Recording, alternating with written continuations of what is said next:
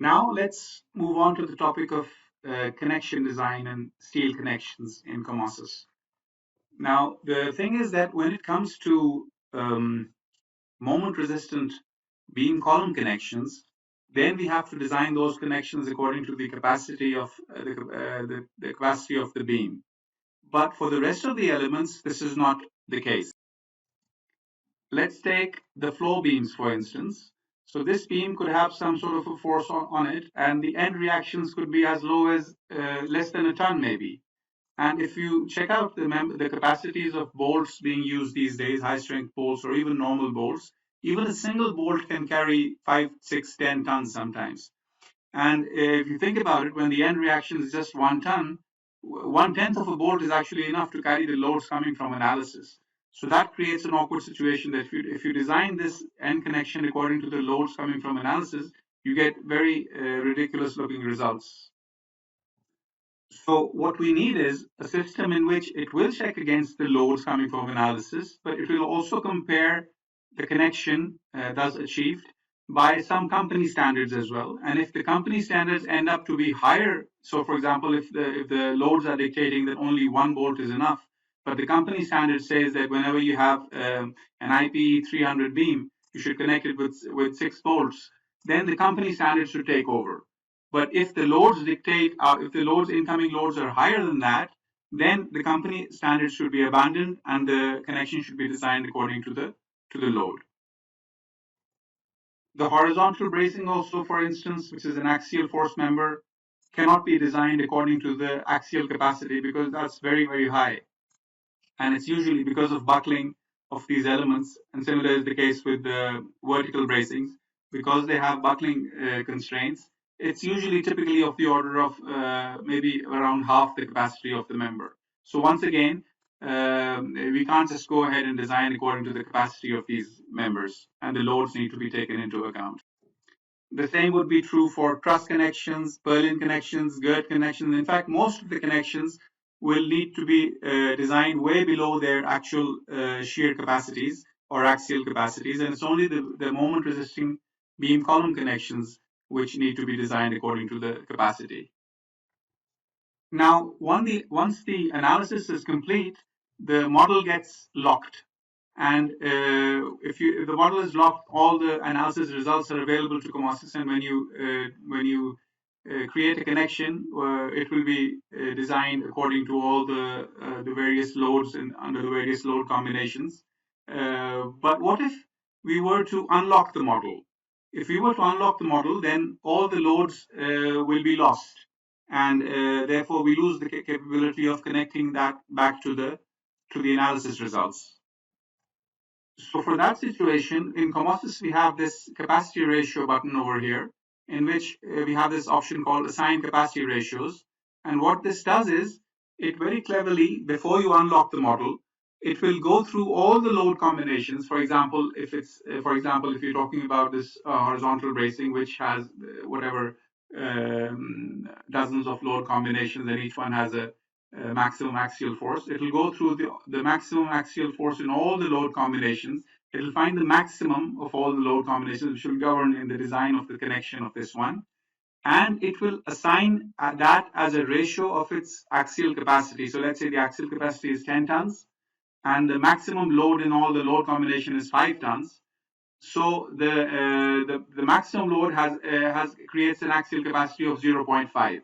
So what this command will do is it will go and it will search through all the load combinations and find the largest one and assign that axial capacity value inside inside the axial capacity ratio over here as this number over here. So you can continue to work even if the model is unlocked. If somebody is not using the fully locked analysis model and a detailer prefers to work with the unlocked model, he can still take the gist of the forces. In this case, the axial force, for example, there is only one. The largest axial force will govern of all the load combinations, and that can be saved away even after the model has been. The same is true for vertical bracing. Once again, no matter how many load combinations you have, it's the maximum axial force which governs. And those axial forces are then saved away by this command, so that even after you've unlocked the model, you can still continue working with it.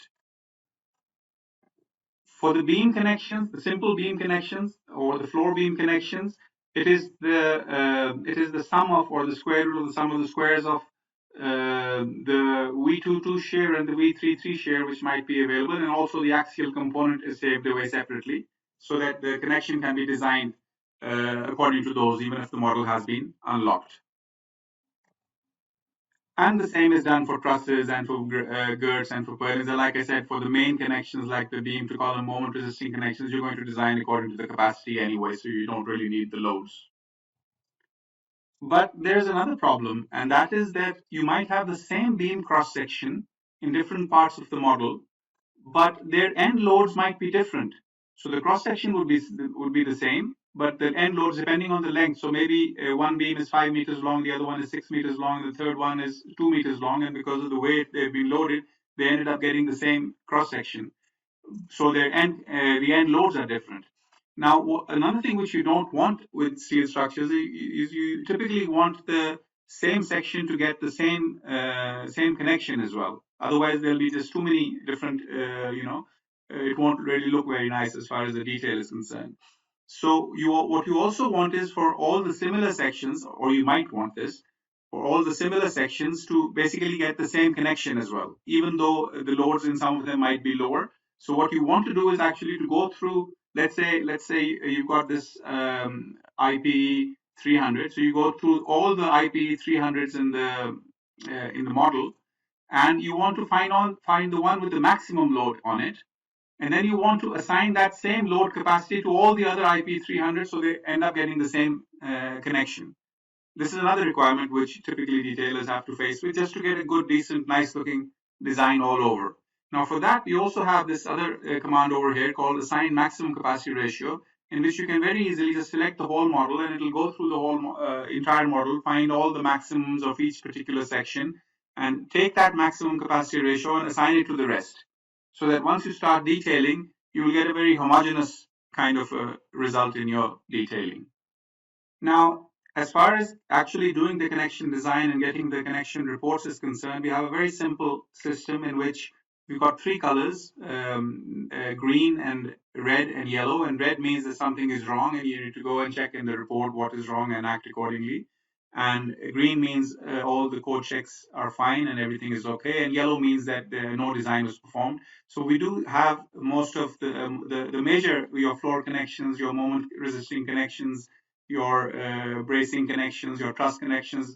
The major connections are covered, and some of the secondary ones, they don't have connection design capabilities right now.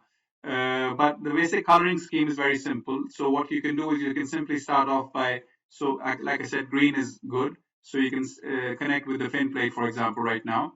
And if it turns out green in this coloring mode over here, if it turns out green, then that means the connection is fine. If I go ahead and do a corner bolted gusset on this one like that, and that turns out green as well, then it means that it is, whether you're working in the locked model, it'll go through all the loads, whether you're working in the unlocked model in which you're working with equivalent maximum loads, which is probably the better way because you want to over design your connections reasonably in any case, since you don't want your connections failing. If anything, your member should be the one which is failing. Let's go to the other side as well. So as long as you're seeing green on the screen, then nothing is, then you're basically good to go. Let me go to the end plate connection, for example, over here. Right click, we get it, we're getting something green, that's fine. Let me go over here and go to my bracing connection. Let me select this one, and this one, and right click. Okay, we get a green brace, that's fine as well. Let me go over here and go to my flange plate moment connection and select this one, and this one, and this one, and we get a green connection. Let me go to my fin plate beam to column and select my column, select my beam, select the top stiffener and this one, and right click, and I get a red connection. Now, the moment I get a red connection, I have to go in and see what is wrong with it. And for that, I will have to create the connection design report, which is very simple to do. And I can scroll down and see, as long as I'm getting these green yeses, this informative thing is okay. That's not really a critical code related check. But wherever you see the fail, then you have to act accordingly. So this is a bolt shear resistance problem. Let's go further down to see if we have any other problems. So the rest seem to be passing well. So I need to basically go down and go inside the macro and do something about, maybe I'll just increase the bolt diameter, and yeah, it turns green. So the idea is that you keep going until you have green, and when you see something red, then you go inside the report and you make your changes accordingly. But this on the fly kind of a system is very useful because the detailer gets some confidence out of it that what he's doing is correct, and the loads have been transferred by the engineer, and even if the model is unlocked, we have the maximum loads and they've been assigned through the commands just talked about.